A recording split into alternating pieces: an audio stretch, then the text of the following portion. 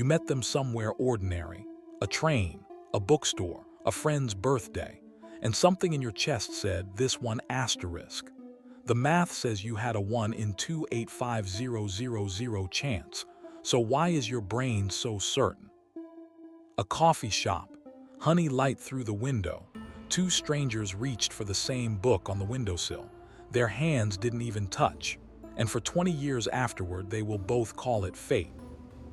Your brain has met 80,000 people. It has insisted on one. It uses the same word, destiny asterisk, for the algorithm match and the train platform stranger. Why does that word keep working? Today, 3 layers: statistical rarity, neurochemical lock-on, narrative construction. 3 different machines that produce the same word. By the end, the word will mean something more honest.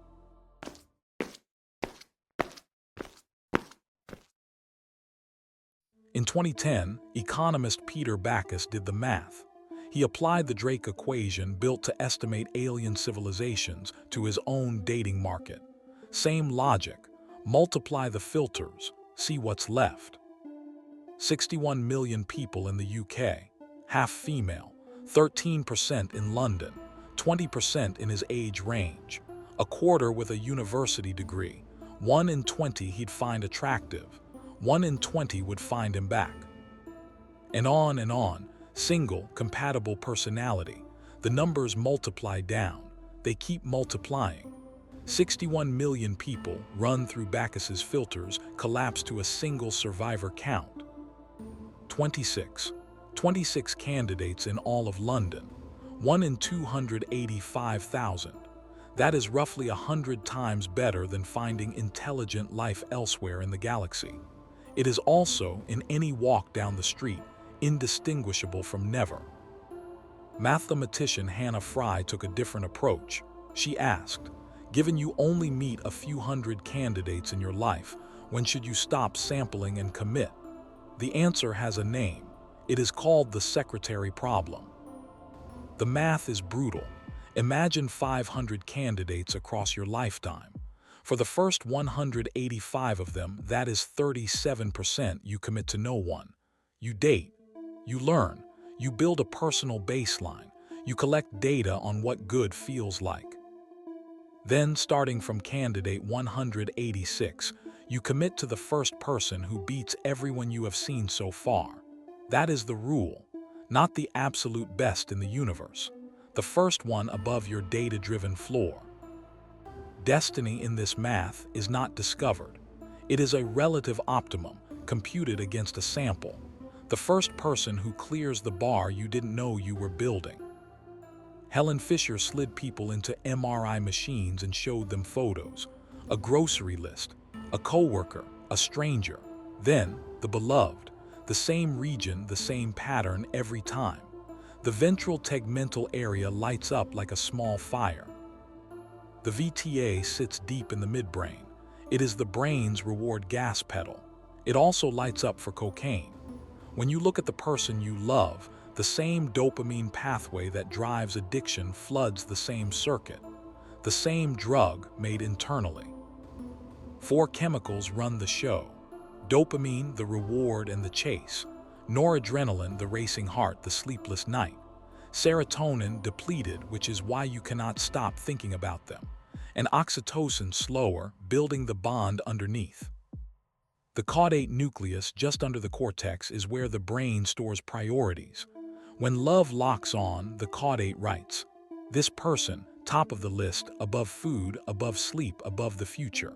It writes this without asking you. Fisher's subjects asked to describe the feeling used cocaine user vocabulary. Euphoria, obsession, tolerance, withdrawal. The destined feeling is neurochemically a withdrawal-protected high. Of course, you cannot reason your way out of it. A 2024 preprint estimated something strange. A single passionate kiss lasting 10 seconds transfers roughly 9.6 gigabits of biometric data between 2 bodies. Touch, chemistry, microbiome, skin temperature, breath. Of those 9.6 gigabits, the brain retains about 1.2 megabits as long-term memory. The compression ratio is brutal, 8,000 to 1. But what survives the compression is the part the brain marked as survival critical. That is the imprint, long-term potentiation in the hippocampus, oxytocin release in the pair bonding circuit, their smell, their touch, encoded as a key the lock will keep accepting for decades. The first kiss as data transfer. Psychologist Raymond Nee asked a different question. Not did you meet your soulmate, but do you believe in soulmates? He found two stable belief systems. He called them destiny belief and growth belief. Destiny believers think compatibility is fixed. You either fit or you don't. Growth believers think compatibility is built. You either work or you don't. Same relationships, two completely different operating systems. A 2024 longitudinal study tracked 904 couples for 2 years. They measured satisfaction every 6 months. They separated destiny believers and growth believers. The trajectories diverged sharply. Destiny believers started higher. The first months were intense, certain, electric. Then a small conflict appeared and the satisfaction curve dropped fast. Growth believers started lower. They climbed slowly. Their curve 2 years in was still climbing. The 2023 PPR study identified the moderator. Perceived partner responsiveness. Does it feel like your partner gets you? When PPR is low, destiny belief predicts breakup. When PPR is low, growth belief predicts repair. Destiny believers expect their partner to know without speaking, to mind read. When the mind reading fails, and it always fails, the destiny believer reads, wrong person. The growth believer reads, we need to talk. In 1920, Edward Thorndike asked Army officers to rate their soldiers. He noticed something. A soldier rated tall and good-looking was also rated more loyal, smarter, more honest. Single trait, whole person inflation. He called it the halo effect. Once the halo has set, confirmation bias goes to work. You remember the good evenings. You forget the bad ones. You notice every shared taste. You round off every disagreement. The brain is editing the file in real time. Then retrospective construction. You go back through your timeline. You find every coincidence that led to them. The bookstore, the mutual friend, the delayed train. None of it was destined when it happened. All of it becomes destined now. Narrative therapy calls this meaning-making. The brain refuses to live in randomness. It demands a story.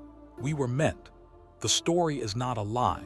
It is the brain's way of staying upright in a universe of accidents. So destiny is authored, not by a god, by you, by two of you, telling the same story until you both believe it, until you both, in fact, need it to be true. In 2021, communication scientist Liesl Sharabi tested a different question. Does the matching algorithm actually work? Or does asterisk belief in the algorithm do the work? She ran a 2-wave longitudinal study on dating app users. The answer was unsettling. The actual accuracy of the algorithm, its real predictive power on compatibility, barely moved the needle. The user's belief that the algorithm was accurate predicted everything. Date quality, second date probability, reported chemistry. High belief produced positive illusion. If the app said 94% match, the user walked in looking for evidence of a 94% match. The halo dressed in math. The halo with a confidence interval. And then the belief paid itself off. The positive illusion produced warmer behavior. The warmer behavior produced a better date. The better date confirmed the belief. The loop is small, and it is closed, and it is fast. For most of history, fate came from the stars or the gods or the family priest. Now it comes from a 94% compatibility score on a phone screen. The source changed. The machinery, belief, then illusion, then loop, did not. A 2024 consumer survey asked young adults, can an AI partner substitute for real romance? 1 in 4 said yes. Among heavy chatbot users, the number doubled. The replacement is not theoretical anymore. An AI companion learns your preferences. It remembers what you said yesterday. It responds at the speed you wanted. It never has a bad day. It never asks for anything you cannot give. It is, by design, the partner the brain's reward circuit always wanted. Researchers call it fast food intimacy. High calorie, engineered for the dopamine hit, stripped of the slow nutrients, the waiting, the disagreement, the discomfort. The parts of a real bond that feel, at the time, like a problem. Sociologists have a word for this: McDonaldization, efficiency, predictability, calculability, control. Applied to a hamburger, it built an empire. Applied to a relationship, it removes the exact friction that the brain uses to encode a person as real. 4 years of YouGov polling, 2020 to 2024, asked Americans the same question. Do you believe in soulmates? The answer held steady between 56 and 60%, a majority, across every economic shock, every political cycle. The geography splits sharply: 64% in the American South, 50% in the West and Midwest. The destined framing tracks with the regions where religion is most personal. Fate in the United States has a zip code. Men, 46% claim they have already met the one. Women, 40%. The gender gap is small but consistent. Men, on average, declare destiny earlier in a relationship. Whether that reflects certainty or simplification is a different question. 20% of partnered Americans report out loud to a stranger with a clipboard that their current partner is not their soulmate. They stayed. They are not leaving. They are also not deceived. 16% admit they would leave their current partner for someone better. Men 19, women 12. The destined partner remains, by silent admission, conditional, replaceable, awaiting a closer optimum. So 3 layers: statistical rarity, neurochemical lock-on, narrative construction. Each one by itself explains a small piece of the certainty you felt in the coffee shop. None of them alone is the whole picture. Most of what we call destiny is the brain's reward circuit, plus a halo, plus a story you have been telling yourself for so long you forgot you wrote it. That is not romantic. It is also not nothing. Because here is the inversion. When destiny belief meets growth belief, the illusion stops being a trap and becomes a tool. You believed they were the one, so you stayed long enough to make it true. The AI version skips the staying. It removes the friction the brain needed to encode a person as real. The 94% match score skips the data collection. They both arrive at destiny without ever earning it. So this is what the research 50 years deep keeps returning to.